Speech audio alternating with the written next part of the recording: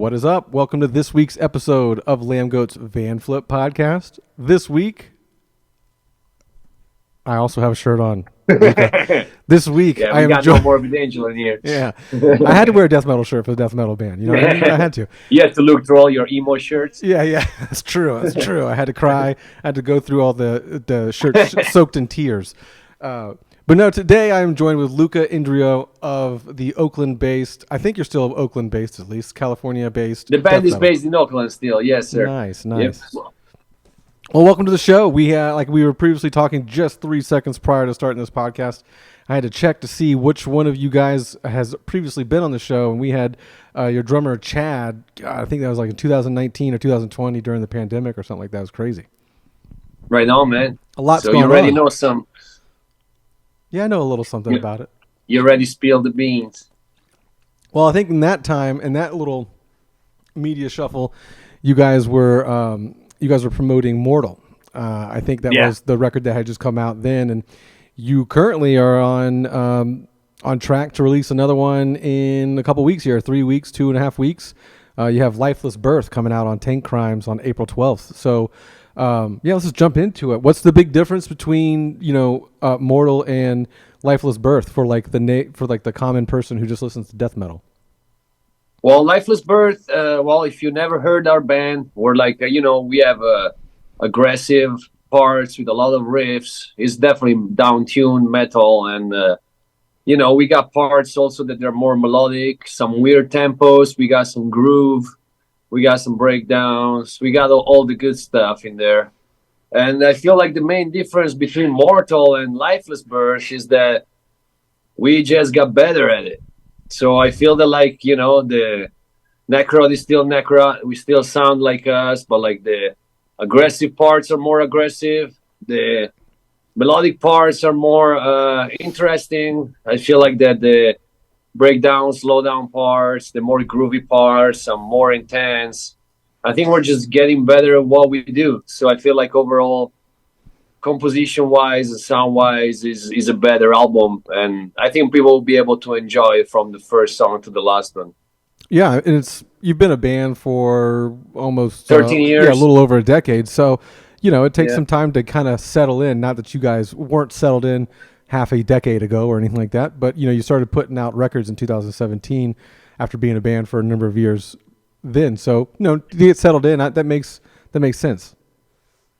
Yeah, it just gets better, man. Also because we never had a lineup changes. That's true. So the more you play together, just the same three motherfuckers, it gets you get a chemistry going. That is true. It's it's hard to beat. Hey, off topic really quick. I always thought this was very strange, and it could be that Chad's just very youthful and good looking as such. What are the age differences between the three of you guys? Because you guys have been together for over 13 years now. Well, so when we started, Chad was 18. Yeah, I was gonna say he looks like a baby still. Yeah, and I just turned 24. That's because he drinks baby's blood. Well, that happens. It's part of the whole death metal vibe, Then right now I'm 37. Chad is now 32 or 33, and Sonny, our guitar player, is 49. Wow, so it's got a little discrepancy in age. Yeah, because Chad is from 1991, I'm from 1987, and Sonny's from 1975. Ooh. So we each cover our own decade. Yeah, and if you ever need a fourth person just hang around and ska dance on stage, I can come fill in the role of 83 baby. You know what I mean? There you go. We got the 80s covered. Yeah. We would need someone from the 2000s or from the 60s. Yeah, I had to ask because he just always like he said, he has a youthful glow. So I just was curious as to, find out. It's because we do what we like.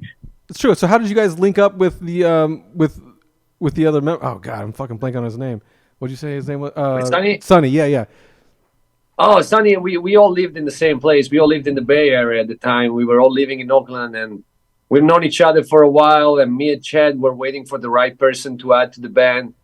We already had 2 of our cassettes, demos out. The first one self-titled and the Into the Labyrinth tape. And we already had the songs ready for a third tape. And we were not rushing getting a guitar player because we wanted to find the right person that was going to be able to tour and do everything that is needed to be doing to be in a serious band, So it's Sonny, we knew he has been tour for a long time with his old band Saviors, and he was kind of like on the verge of like, that band ending after a bunch of years. And so Sonny was available up for grab. He wanted to have a local band. And we gave him the tapes. We already been friends for years. We gave him the tapes. He liked them. He came practice with us, and we talked to him about the project and what our intentions were. And he was down, and he has been in the band since then. Now it's been like 12 years. Yeah. So like 11 years, 12 years. In the beginning, were there any kind of like reservations holding him back from joining or going full on with you guys, just because again Chad's so young? Oh no. It was just like we haven't even considered him at the time before, because we were just like me and Chad were doing everything on our own. We were jamming, the two of us, and I was recording the guitar parts. I still write all the songs on guitars myself. Okay, cool.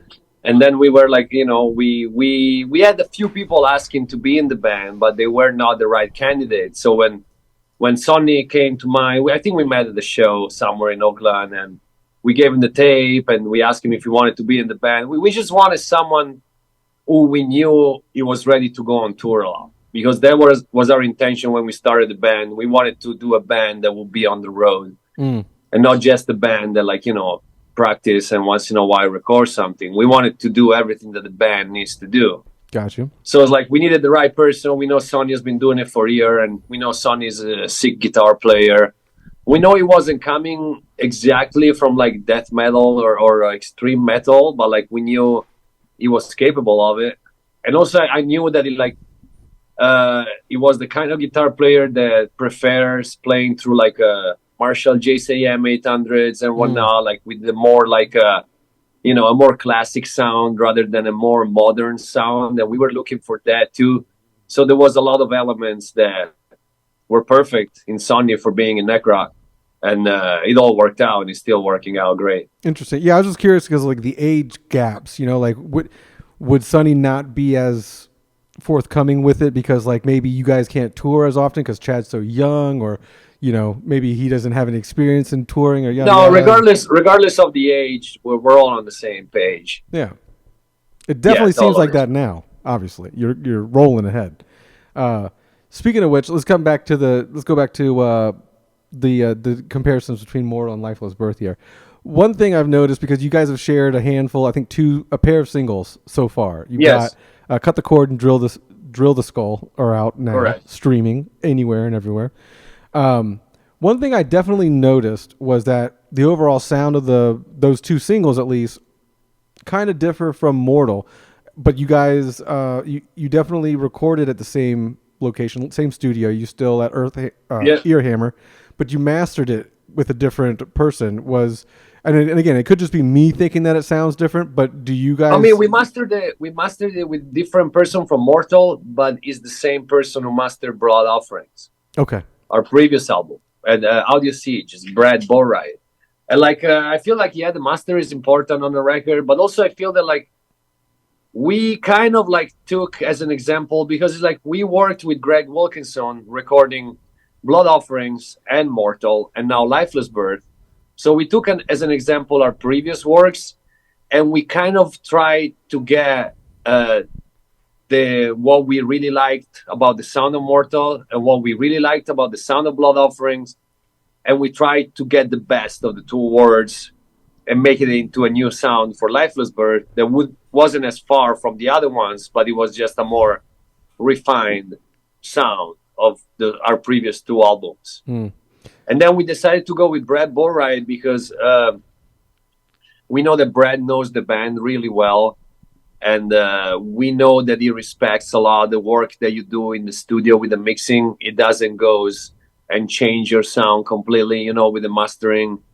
And he's an amazing mastering guy. So, we decided to go back to Brad, not because Alan Duché wasn't good. Alan is amazing as well. Mm-hmm. But, we just felt that, we wanted to have kind of, we were starting more from a Blood Offering sound than a Mortal sound to do this album. So, okay, that makes sense. We took a little bit Blood Offering as a comparison and trying to add the elements from Mortal that we really liked. So we decided that Brad Borwright was the correct person to explain all that too, you know? Yeah. And it does, I mean, and I bring that up not to say that it sounds worse or better or anything like that. It just, that's one of the first things I noticed when you listen to the pair of singles, the new singles compared to your previous album a couple years ago. But again, like so much changes in that time frame too, not just your, you know, your taste or the master, you know, the editor's taste or the engineer's taste or anything like that, but so does production value and production skill and yeah, I mean, Greg upgrade his studios constantly. He yeah, spends a lot of money equipment. on it. Yeah, 2 more years means, or 3 more years more means that there is more good shit in there, and you might have learned some new tricks, you know, more experience. Now, you've been in death metal for quite some time. Yeah, because I had death metal bands before NECROT. Yeah, well, and also I'm assuming you grew up listening to a lot of that stuff too. Yeah. But I've been playing it for a long time too. Yeah. As far as like the sound of albums for death metal has come and gone, or not gone, but it has, you know, progressed over the last, you know, 4 decades or something like that.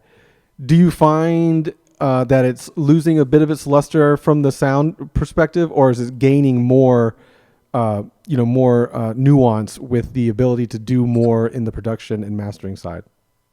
Well, that's all. I feel that like things are more accessible now for even starting bands or bands that don't have a great budget. You can access good recording for cheaper now, I think. You know, well, before it was probably way more expensive and only a few people were able to do it, you know. Now I feel that like things are getting less expensive. Like someone can create his own little studio inside of his practice space. And if he's good at using the items that he's got, he can get a decent recording done. Yeah. You know, I think that's something that changed is recording has become a little bit more accessible. And also the softwares that people use to record are becoming more intuitive and less complicated. A lot of AI. That doesn't mean that, you know, that you really, I don't know how to fucking do it, you know, but I feel that someone can get into it and then learn it if he wants.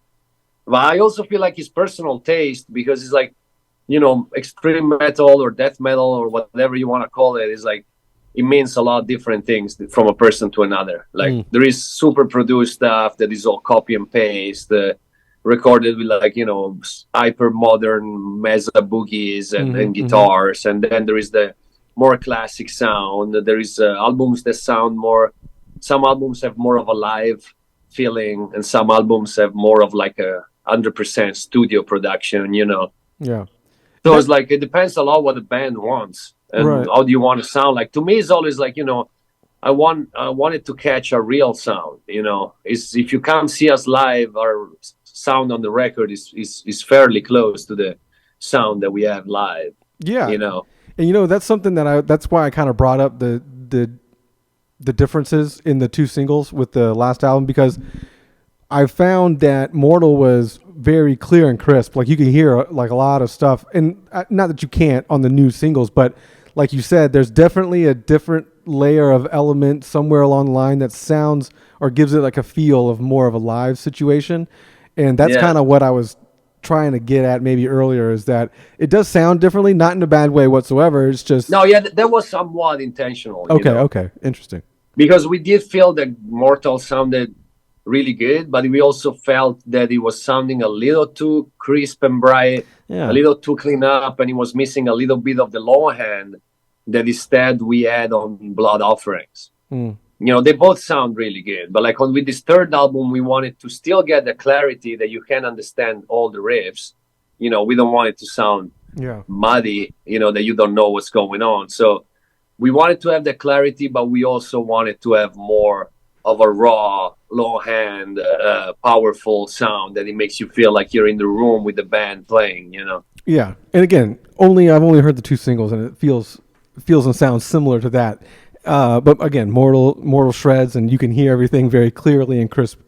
But, you know, it's one of those things where like death metal is spawned from those times where people are like recording everything on like a tape deck almost, and everything is very thin, and you know, you can't, it's layered, but you can't really hear the nuance and the layers or anything like that. So, I always am intrigued by what current death metal bands or bands that have been around for a longer period of time, how they go about navigating that, because obviously you do have advances in production and technique and all this other stuff, and then obviously also audio, like AirPods and speakers and all that stuff is getting better and better and better. I mean, what's sad about modern times is that most people listen to streaming services like Spotify, YouTube, Apple Music, and whatnot, and it's like all those streaming services has a very bad quality of audio. Yep. Because they have to host on their servers so much fucking music, so they compress everything, and then you listen to it, it sounds like shit. And maybe you don't even realize it because your ear is not trained enough, or also maybe you never heard the real version of the song on a record, So you think that's the quality of it, but it's pretty much garbage. Yeah, it's all one of the things I learned a couple of years ago was when you're listening to anything on like Tidal, Spotify, Apple, or whatever in your streaming service, it's mastered for like an earbud or like an Apple AirPod. There is so much compression on it. You lose a lot of the dynamics, you lose a lot of the sound, of the real sound of it. Yeah, that's why I always tell people, like, buy physical records of the records that you really like. Okay. And if you don't like to have physical stuff, because I understand that, like, even my house is small. It's like I can't fill it with a million records of everything I like. But it's like you can buy the digital download.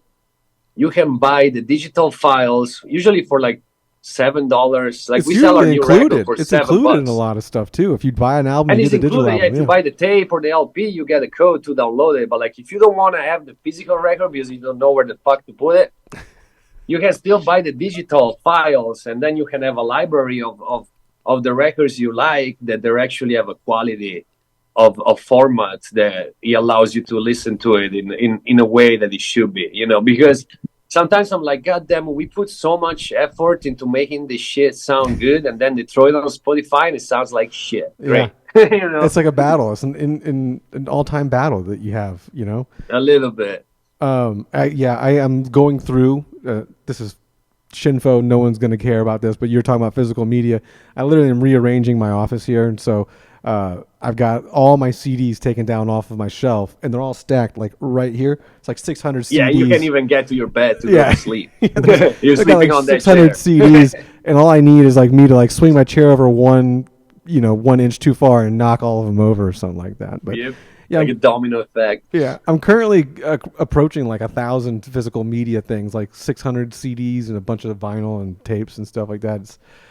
You sell it all, you can buy a house. Yeah, maybe not this year, but maybe next decade or something like that. A lot of people are sitting on good, gold mines with their early death metal and hardcore records and early stuff. presses. Yeah.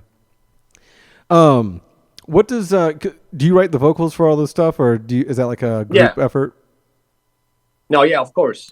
Yeah. I write my own lyrics and vocal patterns and all of that. Where do you come up with the themes or the lyrics for what the album is going to be, or do the songs tie in to each other? A little bit. Lyrically? Like, I feel like a lot of the thematics that I cover with my lyrics have been similar since the beginning of the band, because that's kind of like what I need to say. It's kind of like writing the lyrics is a slow process. It takes me way longer to write the lyrics than to write the music. And I have to spend time on it. I really have to take time out of my day every day when I'm writing the lyrics and be like, okay, now I'm going to be alone for 2-3 hours and fucking think about this and get everything out. And then, you're not writing a book. You're writing lyrics for a song. So you have to fit them into specific vocal patterns. Yeah. So you have to get your content out of what you want to say, but also you have to find the right way of saying it that doesn't take as many words, or that it uses some words instead of others, or you have to rephrase the sentence to make it fit in a certain space in the song, because you usually come out with the vocal, or at least me, I usually come out with the vocal pattern first before the letters going, before the words going there. Like, I have an idea of how rhythmically my vocals should sound on the song, Like, it's kind of like a musical instrument, but then you have to fit a bunch of words inside of what and then it's like, So it's like it's a whole lot of compromising, it's a lot of compromising to say what you want to say in a way that it fits in the space that you got. So does it always happen with lyric content first, then cadence, or is it just whatever? Like, do you have a cadence in mind when you're writing, and then you kind of usually I have like that a sound in my mind, and then I have a concept that I want to talk about, but sometimes I don't even know what I want to talk about, and then I try to get the music to inspire me, or I try to get like the just think about stuff, start writing stuff. It's kind of like an introspection moment where you have to just like start writing down stuff and start thinking about stuff, and it kind of comes to you as you go, but it is a long process. Like it doesn't happen like fast. I feel like that I can write a whole album like as far as riffs and song structures in like 2 or 3 months, but it'll take me way longer to write the lyrics. That's why I always try to take notes when something comes to my mind, or like something, I have a conversation with someone, or I'm watching a movie, or if I get any idea at any moment in my life, I try to write it down so that I have some notes to look at, to look back at later on when it's time to write some lyrics for an album. And some of the shit will be like, oh no, what the fuck was I thinking? But there's some other things that make me think, and then from there. Do you do that with like a pen and pad, or do you do that on like a note app on your phone, or how do you go? Like on the notes on my phone. I used to do it by hand. I still have all this like a bunch of books full of reading down shit. But now I just find it easier to use like the notes on my phone. Also because it fixes the spelling. You can go and erase stuff, and it doesn't get so messy. On a piece of paper, sometimes it becomes so messy. There's stuff you scratch off, and then there is something pointing to another word up there, and then it goes back there, and then you go look at it after a week, and you're like, I don't even know. I don't even understand myself, It's the ramblings of a madman, in a book. Yeah, totally. I have a bunch of books like that for our first demos and albums, but like now I mostly do it on my phone. I mean, it's just more convenient. And also I always have it with me, so I can always write down a note real quick. Yeah, it goes, I go back and forth. I don't go back and forth, but I talk to people, and sometimes people do still use, traditional analog pen and paper, and they walk around with a little notebook and they jot things down, and they still have a cell phone. So, it's just more of a thing with like. And also it's like, I send my notes to my email contest constantly in case I lose my phone. Yeah. Do you not when you have to the cloud when or you something? have that little book full of lyrics, then you're so scared of losing it. Yeah. Yeah, I know. Then you really have to worry about it. Like where to find. Sometimes you get those little heart attacks where you're like, where the fuck did I put it? Yeah, I can imagine it's like losing a hard drive or something. It basically is a hard drive. It's just an analog hard drive of fucking text data. Pen and paper. Something else that I noticed about your full length discography, for the most part, you kind of like hover around 7 songs. Like that's like for a full length for you guys is like 7-ish songs. And I'm curious. Yeah, because there is a reason. Go ahead. Yeah, explain that, and then I'll ask my other question. I mean, the thing is that it's like, we write music that is going to be pressed on a vinyl. So it's like, when you go over 40 minutes, 42, 43 minutes on a vinyl, you start losing quality. Because on each side, you're putting so much music that the lines start becoming thinner. Yeah. So you lose quality of the sound after I think it's after 18 minutes per side, the quality start going down. So you can stretch it to 20, 21 minutes, but you don't want to go longer than that. Interesting. Like we still want our record to sound good, Yeah. We don't want to do otherwise you have to do a double LP. Yeah. But then it's like it becomes so expensive that then people would have to pay like over $30 to buy your record, and we want our record to still be accessible, Yeah. Interesting. Without losing quality of sound. Yeah, I've never heard anyone use that as the reasoning. So I'm glad that I asked you that, because that is very informative for those who are audiophiles and, in bands in general. Now of that material that you have, those 40-ish minutes of LP tracks, how much writing, how much that ended up on the cutting floor do you have around? Like, are there songs that are on? Oh, if there is extra song, like Mortal, Mortal or Lifeless Birth. Are there songs that are hanging out on the cutting room floor that may end up on like a B-side EP or something like that? No, there is none of that. Okay, so you show up with the 8-7 songs and you're ready to rock. That's it. Yeah. Okay. Yeah. Every song makes it on the album. Like, yeah, because if a song is not that good, I'll realize it before I finish it. You know, I'm not gonna like if I work on a song from beginning to the end, is because I know it's good enough. So how many songs don't make it to the final completion? There is a lot of riffs that eventually, you start recording some stuff. I always record myself when I write. Usually I do videos, and then I go back and listen to it. And sometimes it's something that sounded really good while you were doing it. Then you listen back the day after, and it's not that good, and you're just like, screw, bye, be gone. I have a lot of videos of riffs that I never used, but they're not complete songs. They're just riffs. Oh yeah. How do you keep track of those? Are those all just like on a computer somewhere or on? Yeah, I mean that they're there, but like eventually they even get lost. I don't care too much about them, because if they didn't make it, they weren't that good. You guys. And there is some that sometimes, like there was one riff that was supposed to. I think on Lifeless Bird there was just one riff that got cut off just a couple of weeks before we went recording. I felt that the song was way too long, and I was like, let's just dump this whole part. But I don't care. I don't mind it. I mean, it's like, you lose stuff in life anyway, and there's lost forever. So it's like, not everything is that important. You're also telling me, like, out of 40-something plus minutes of riffage, you only tossed one little section out of the entire album. Yeah, so, it's true. But like, it might never get used again, and I'm fine with it. I don't care. So it's easy to write riffs.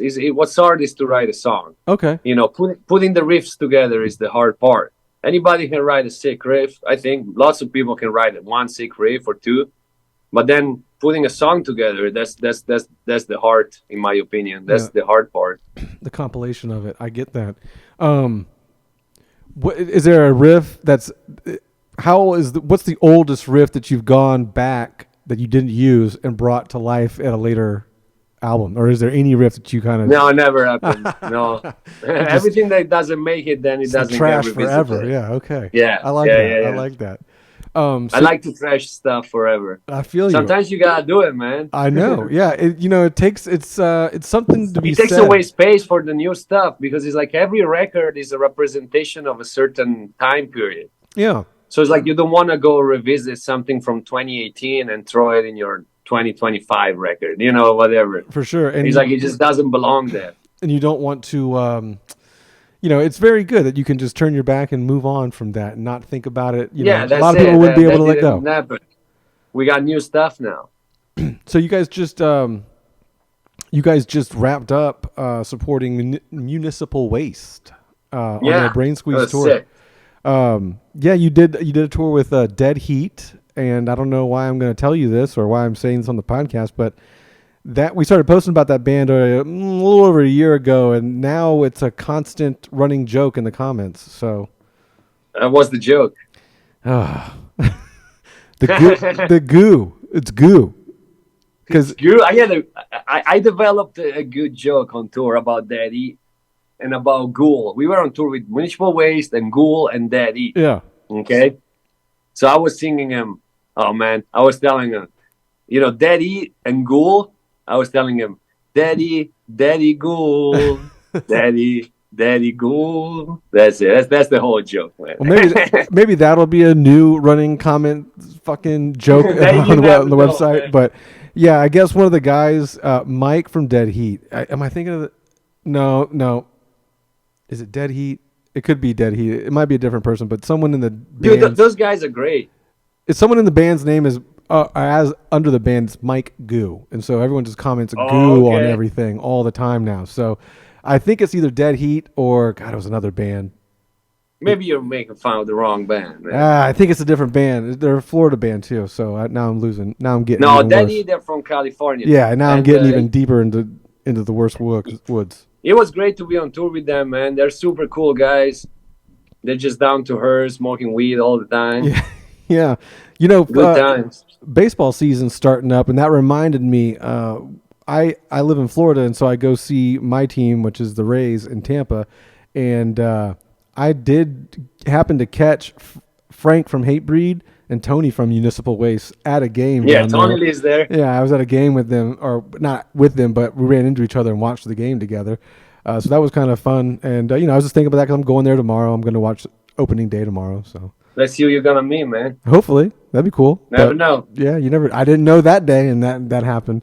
But you guys just announced a new tour as well. You're going to go your Lifeless Birth tour. You're taking out Brat, Phobophobic, Bat and Phobophilic. Let me help you there. Yeah, there you go. And Street Tombs. Street Tombs. Yeah. That's dude. There's so many. Yeah, we're leaving June 5th from Berkeley, California, and we end in Portland, Oregon on July 13th.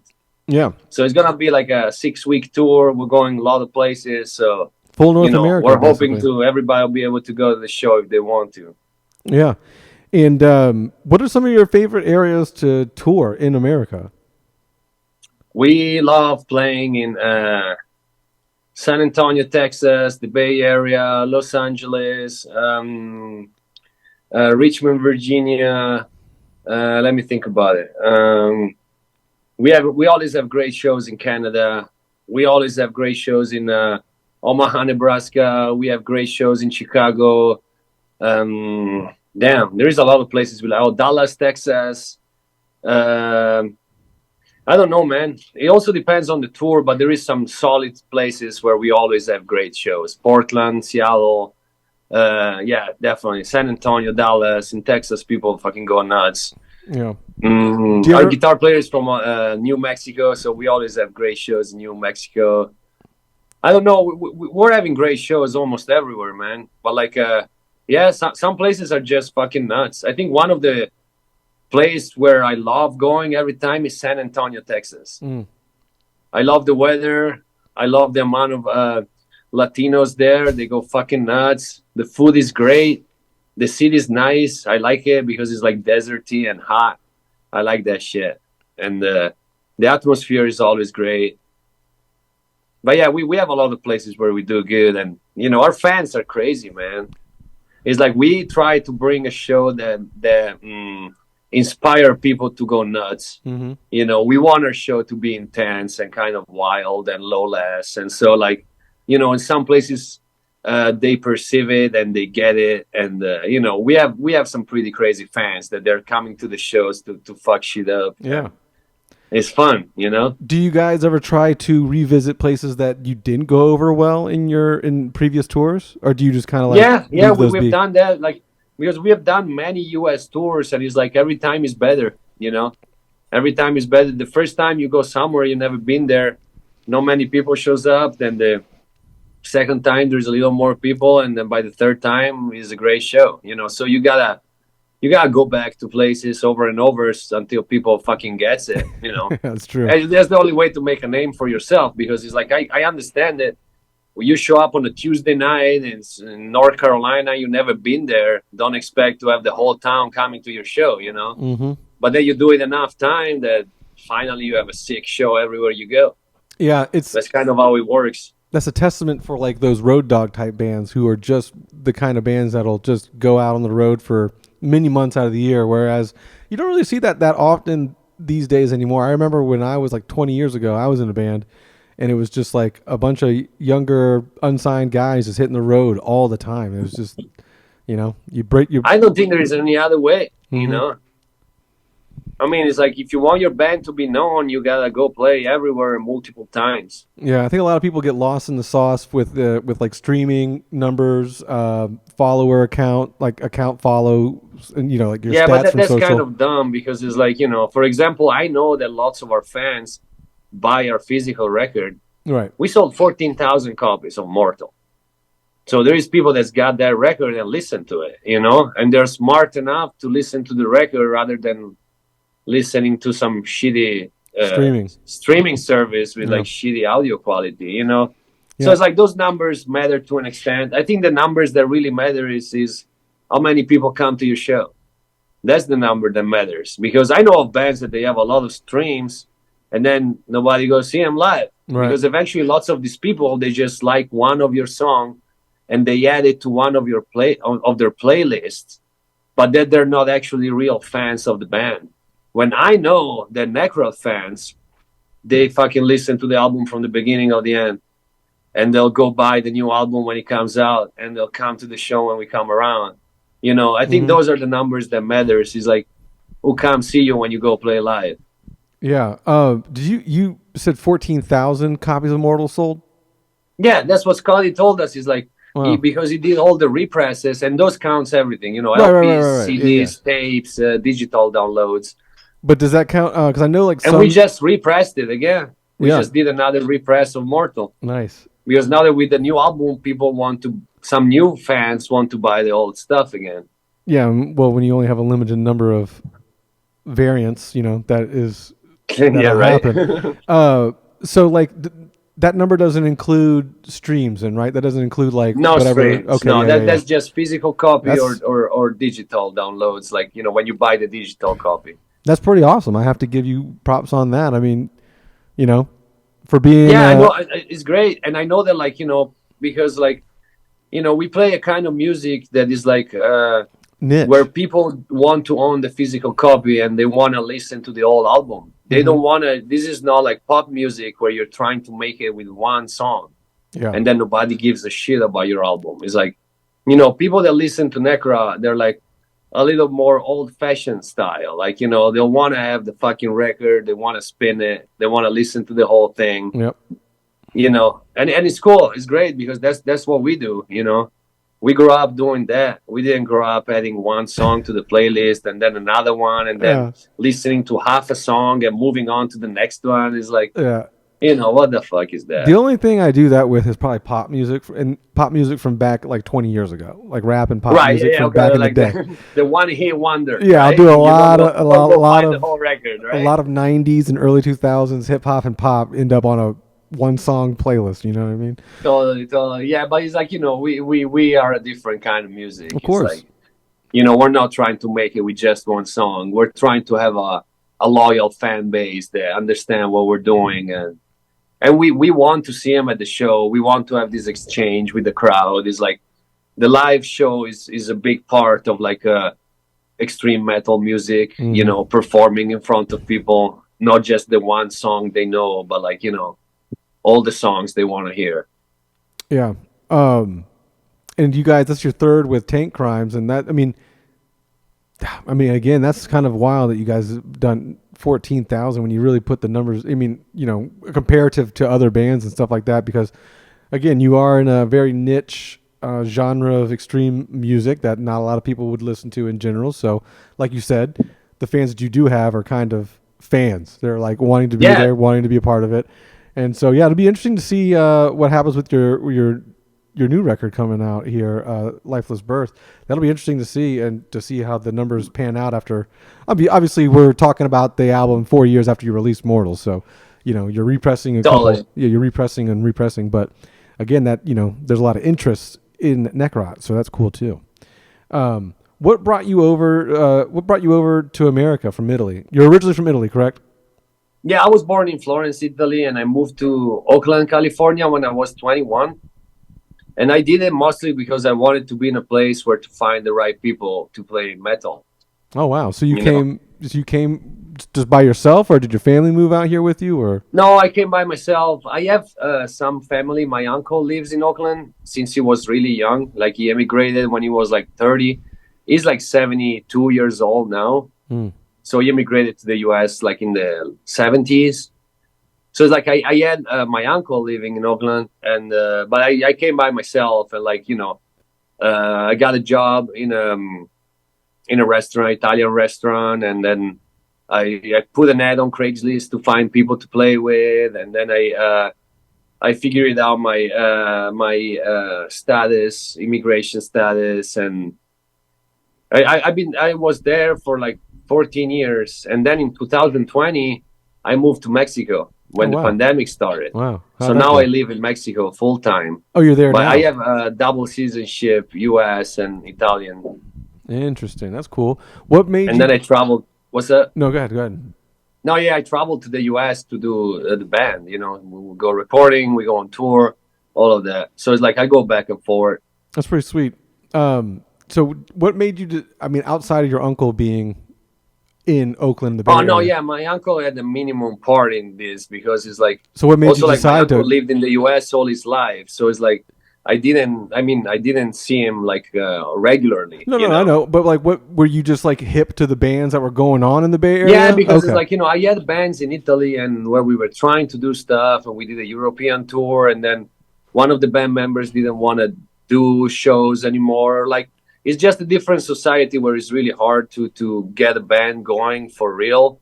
You know, so I was like, Yeah. I need to get the fuck out of here.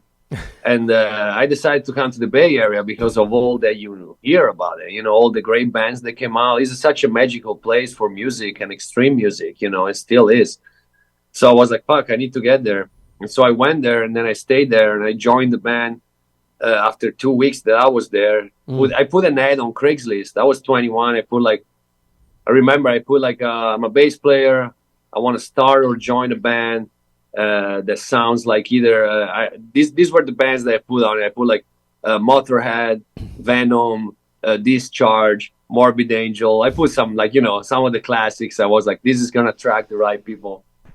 And that's when I joined this band called Acephalics in 2000, end of 2008.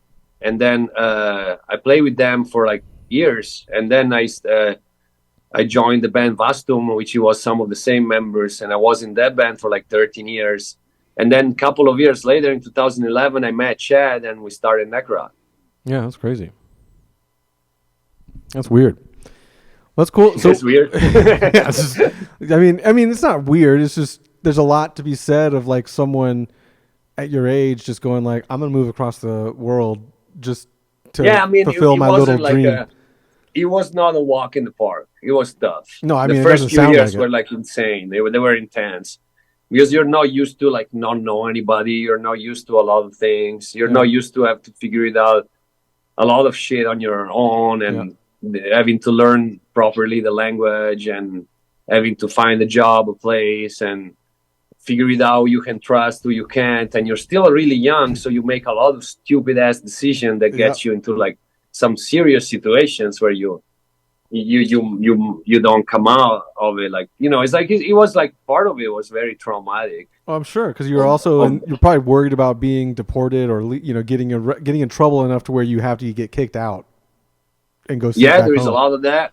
There is a lot of that. And then I did some, yeah, totally. There is a lot of it. And then it's like, you know, I ended up getting married with someone from the US. And we had this relationship that was insanely complicated with all the pressure also of like, you know, my status was related to that relationship, Yeah, you yeah, know, yeah, yeah, and yeah. based on it. So it was like, you don't know, you are, you have problems understanding what's going on in your head because you cannot just base your decision on your emotions when you have so much on your shoulder and you're so young Yeah. and you're like, you know, it's just it was like an intense period of time. And then having to work a lot and like trying to do the bands in between. I used to have two jobs. I would work at a coffee shop in the morning from like 10 to 3 p.m.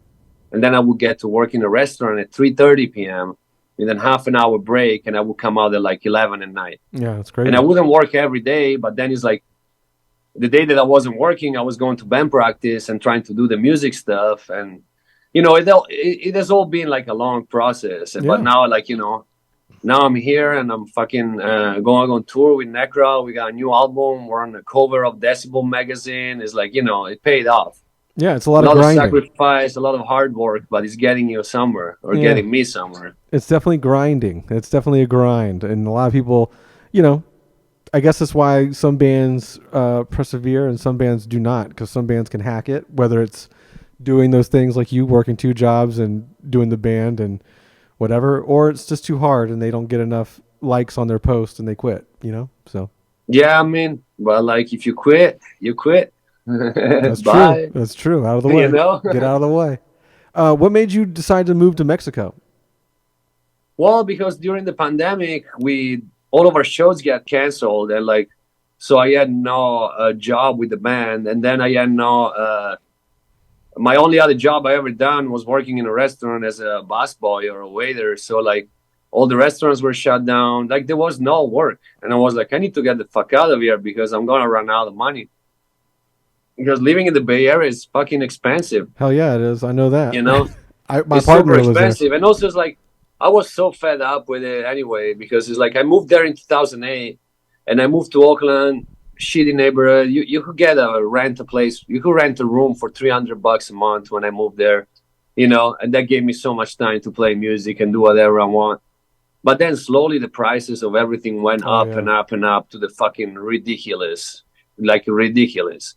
So when the pandemic hit, I was like, I'm getting the fuck out of here. Like, you know, so I just went to Mexico because I used to go to Mexico after tours anyway to chill out and relax. And then I went to Mexico and I speak Spanish because I've learned it. I learned it by working in restaurants for so many years with people from Latin America working in restaurants. And like, so I was like, fuck it. And I had a friend in Oakland that needed a room because he got kicked out of his house. So I told him, I was like, dude, just go stay in my place, pay your rent, and I'm out. I'm going to go to Mexico and then, you know, stay there as long as you want. And if at one point I decide to come back, we'll play by here, you know. But for now, just go stay in my room. And so then I came down to Mexico and then to see even how long the pandemic was going to last. But then it lasted so long that I just stayed here. And then here I met my current wife. I met this person that we felt in love and we're still together. And, you know, I at one point I had no reason to go back to the Bay Area, also because I couldn't afford it, you know. I'm like, what? I'm gonna go back there to what? To do what? To spend $1,000 a month to live in a room with people I don't even like, you know? Like, what the fuck? So and it's like, you know, I come from Italy. It's like these numbers are insane, you know, because it's like my mom, she will make $800 a month with her full-time jobs. When I was like, at the time I was living, you know, it's like these numbers of like $1,000 a month or more for a room with other people, and then you go to the grocery stores and the prices are like fucking Dubai prices. It's like, what the fuck am I? You know what I mean? You can. I do. I will say this. I went to San Francisco, which is, you know, not Oakland, but in the Bay Area. I went to San Francisco for the first time to meet, not to meet, but to hang out with my business partner who also helps with Lambgoat. He's from here, but he moved out there like a decade or so ago.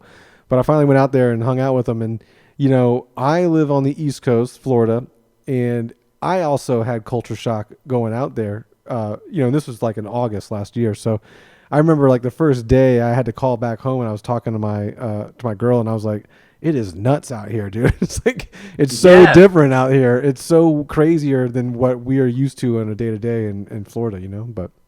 No, I believe it. No, I've traveled the U.S. multiple times and it's like, it is insane. You know, it's fucking nuts. But I have to tell you that like on this last tour, I noticed that a lot of places, even in the Midwest or other parts of the U.S. are becoming really expensive. Yeah. It's kind of fucked up. Yeah, it's weird. Like I feel like it's catching up all over the place, and it's like, I think it's just another way to keep us all poor and struggling. You know what I mean? Well, you know, I don't know. There's a lot to do with like what money is based off of. It's not based off gold anymore. You know, there's government stuff involved. It's all, you never know. It's all shady. It's all shady. I mean, I always think the worst. Yeah, you know? and it's probably I've true. always think the worst all my life. I'm not gonna change it now. Yeah. So to me, I always think the worst. I think that they do it on fucking purpose. It's probably there is part of it that is like, it's just greedy motherfuckers. It's like, you know, the moment that they see how much they can charge you and you're still paying it, they're gonna charge you that, and then they're gonna make up some shit of why that's happening. You know, because then they were like, oh, the price of gas is so expensive, blah blah blah blah blah, and then you go see that those companies are making their record year of fucking money that is coming in, and you're like, oh shit. So what's the real fucking reason? You know what I mean? It's like, you guys can never fucking take a pay cut to make everybody feels better, but we always have to, you know, we're suffering. Find the last dime in our fucking pocket so that we can pay off all your fucking big houses and yachts and I mean, that's vacations fun. That's good and whatever. That's good stuff and for them, bombs you know? And wars. Like, fuck those assholes. The thing that's crazy about the gas, like paying for something or paying higher for something and never paying lower. I learned when I was younger, I remember gas when I first started driving and I was like 16, 17 up to like 20. Gas wasn't even $1 where I live. It was like 79 cents, 89 cents for, you know, premium or whatever. And I remember it going above $2 at some point, you know, 5 years later. And I was thinking to myself, There's no reason it would ever go below $2 ever again. I don't know why they're so used to us I paying. know, right. They're so used to us. Why would they ever go back? Going backwards. Yeah. I know. I know. And then you think about like, your grandparents telling you, oh, we used to buy whatever with $1. And you're like, oh, wow, the same thing now is 100. And then you realize you're like, oh, okay. When I'm going to be old, it's going to be 1,000. Yeah. And it's going to be, it's going to be some cheap product from China or some other country that's. And it's like, I don't understand economics enough, but I do understand when someone is fucking me over, I think that's all you have. I think that's all you have to be conscious of. That's all you really need to be conscious of. Let's end it on one. I got one more question for you, Luca, and then I think I can cut you loose and you can enjoy the Mexican environments. Breeze. Yes. My last question I want to end with is, how does an Italian long-haired death metal guy win over a Mexican Lolita? Where are we going with this? how do you win over a Mexican Lolita and con one into marrying you? How do you do that? Oh no! Come on! It's like the culture is so similar. Is you know what I mean? It is because we're Latin countries and we base a lot of our culture on food and relationships and like loyalty and keep sticking together. It's like there is a lot that is like more similar. Also, like I can dive into it, but it's like the U.S. is an amazing place, where you can actually achieve your career if you work hard. Is a place where they don't care where you come from, they don't care who you are, but if you're good at something, you're allowed to make the money, you're allowed to have success. And that's like a unique place in the world. I have so much respect for the US because I came there and I was able to do my career and successfully. And also I was able to be accepted even if I wasn't born there, because it's a place of immigrants. There's people from all over the world, all kinds of cultures. They're like, they make it such a rich place of culture and mix of people, which is great. But like, other places like Mexico or Italy, you don't have as many possibilities. You know what I mean? So you cannot be as ambitious and you cannot concentrate so much on your personal career or on yourself as an individual.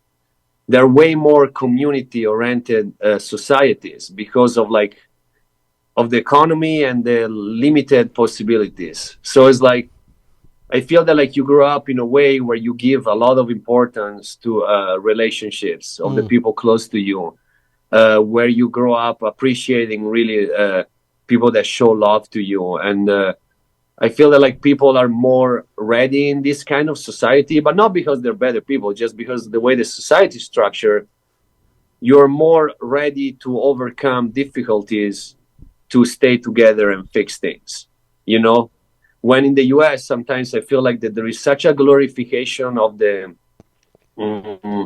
immediate reward, or such a glorification of acquiring more and more and more and more and more status and more stuff and more money and more this and more that. And there is so much opportunities and there is so much freedom that then people, when there is a small difficulty, you just move on. Yeah. You know what I mean? Yeah. You just move on to the next person, or you just move on to the next opportunity. And then it's like, it's harder to maintain a relationship. It's harder sometimes to, some of the values are like, they're more inclined towards more superficial stuff, in my opinion. And it's just a result of the way society it is, which it has great opportunities and great advantages on some things, and for others it becomes a little complicated. Yeah. Like to me, coming from Italy, dating in the Bay Area was a disaster. I could see that. And I was there for like 12 years, 14 years. I wasn't there for like 6 months. It's California though, and I get it. It's a certain area of California. You know what I mean? Every place is different. It serves its purpose, and that's what's also great about the United States. It's so big and so different that you can find a place where you like to be, I look at it even on a wider spectrum. I see like this world is so big and different that I can choose to be where I want to be, because I've already moved once and dropped everything from Italy to the United States. That's true. You're good. You're good so to go. For me, it was easy to do it again and come to Mexico and just stay here because I've done it before, And then once you learn that, it's life changing, because some people, they just stay in the place where they were born, even if they fucking hate it. And So they hate it all many their people, life. so many And people they do never that. take the step to fucking go somewhere else. There is so many different places. It's useless to stay in the wrong place and complain, you know. That's the best thing I think that I ever did was being in a band was touring and traveling. That was the coolest It is. thing. Yeah.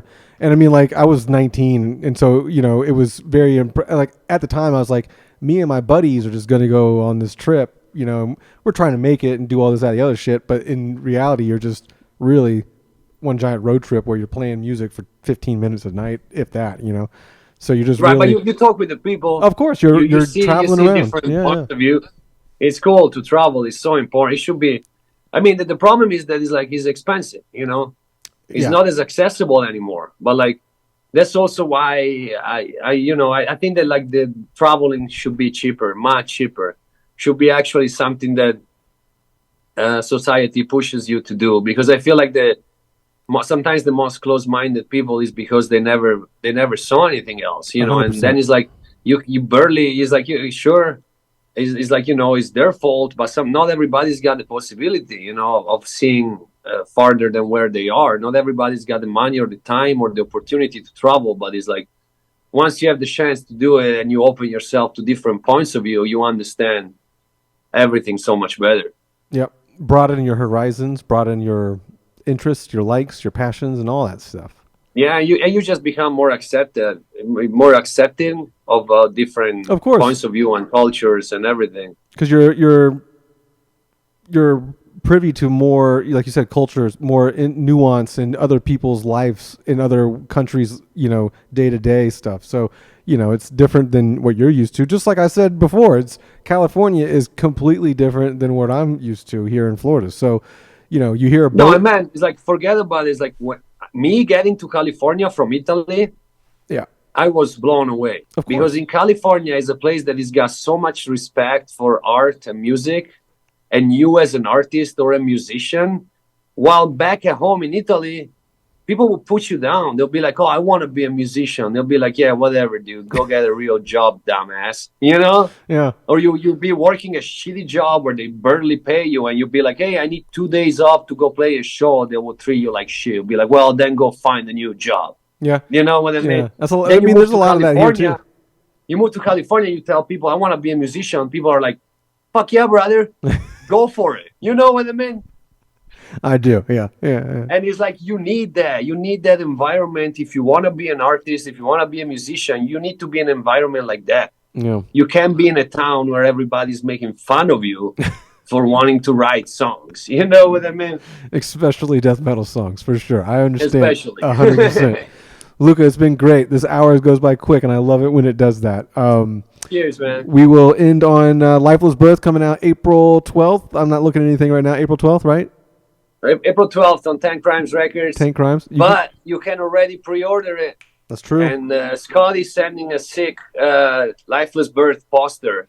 It's huge. Cool. Yeah. Cool. With all the pre-orders. So if you're waiting for the album to come out to order it, I say you don't wait and you pre-order it. You get a sick poster. Yep. And if you want to preview a little of the album, they got the 2 songs out, the 2 singles, Drill the Skull and Cut the Cord, are streaming all over. Although, hey, like we said earlier, go buy the digital download and listen to that instead.